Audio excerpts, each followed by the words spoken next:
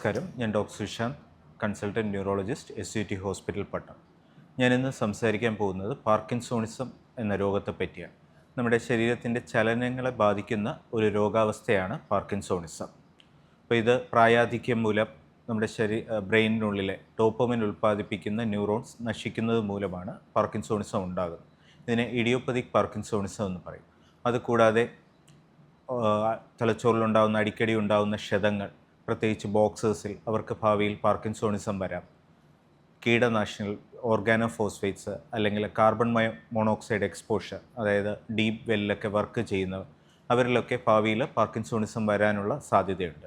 ഇതുകൂടാതെ ഡയബറ്റീസോ ഹൈപ്പർ ടെൻഷനോ ഒക്കെ ഉള്ളവരിൽ രക്തക്കുഴലുകളെ ചെറിയ ചെറിയ സ്ട്രോക്കുകൾ വന്നാൽ അത് നമ്മുടെ ചലനത്തെ ബാധിക്കുന്ന ഭാഗത്താണ് വരുന്നതെങ്കിൽ അവർക്കും പാർക്കിൻസോണിസം വരാം. ഇതിനെ വാസ്കുലർ പാർക്കിൻസോണിസം എന്ന് പറയും. പ്രധാനമായിട്ടും 4 ലക്ഷണങ്ങളാണ് പാർക്കിൻസോണിസത്തിനുള്ളത്. അതിലേറ്റവും പ്രധാനം വിറയൽ.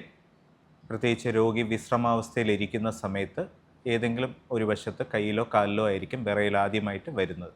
രോഗം മൂർച്ഛിക്കുന്നതനുസരിച്ച് ഇത് മറ്റ് സ്ഥലങ്ങളിൽ, മറ്റ് കൈകാലുകളെയും ബാധിക്കുകയും ചെയ്യും.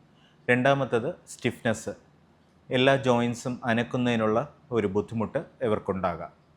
മൂന്നാമതായിട്ട് എല്ലാ കാര്യങ്ങളിലുള്ള ഒരു പതുക്കം, പഴയ സ്പീഡിൽ കാര്യങ്ങൾ ചെയ്യാനുള്ള ഒരു ബുദ്ധിമുട്ട്.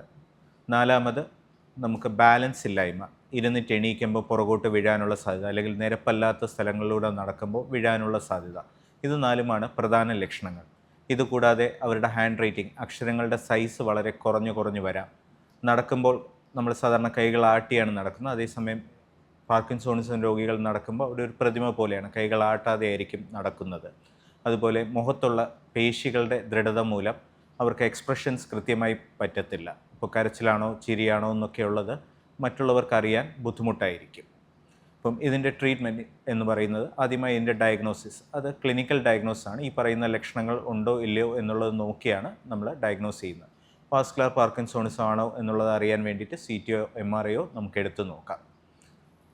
ഇതിൻ്റെ ഡോപ്പമിൻ്റെ അഭാവം മൂലമാണ് ഈ ഒരു രോഗം വരുന്നത്. അപ്പോൾ അതിൻ്റെ ട്രീറ്റ്മെൻറ്റും നമുക്ക് ഡോപ്പമിൻ ഉൽപ്പാദിപ്പിക്കുന്ന മരുന്നുകൾ കൊടുക്കുകയാണ് ചെയ്യുന്നത്. അപ്പോൾ തുടക്കത്തിൽ സ്റ്റേജ് 1 എന്ന് പറയും. അതിൽ നമ്മൾ മരുന്നുകൾ കൊടുക്കുന്നതിനോട് രോഗം കൃത്യമായി അതിനോട് പ്രതികരിക്കുകയും രോഗലക്ഷണങ്ങൾ കുറയുകയും ചെയ്യും. എന്നാൽ കാലം കൂടുന്നതനുസരിച്ച് ഒരു 5-7 വർഷം കഴിയുമ്പോഴത്തേക്കും ഈ മരുന്നുകളോടുള്ള പ്രതികരണം കുറയും.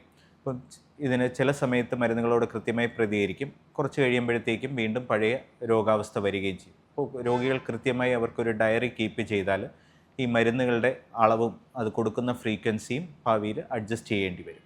അപ്പോൾ മരുന്നുകൾ കൂടാതെ ഇതിനൊരു സർജിക്കൽ പ്രതിവിധി കൂടെയുണ്ട്.